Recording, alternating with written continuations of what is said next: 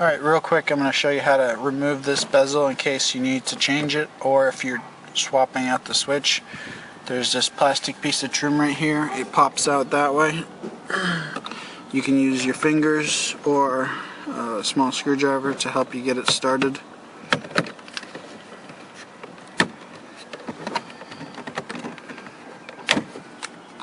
Once it's out, you just lift up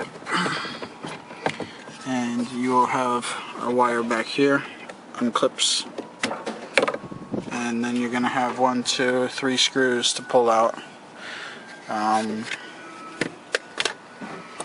If you're changing out your bezel, it's real important that you make sure the old bezel clips are not broken inside the door, because you won't be able to put the bezel all the way in if you have old clips in the sockets.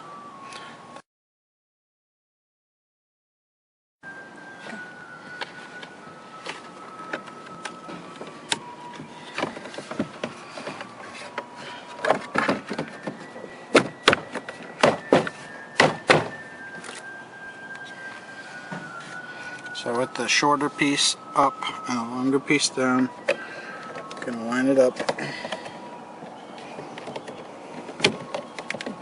and it just clips in. All done.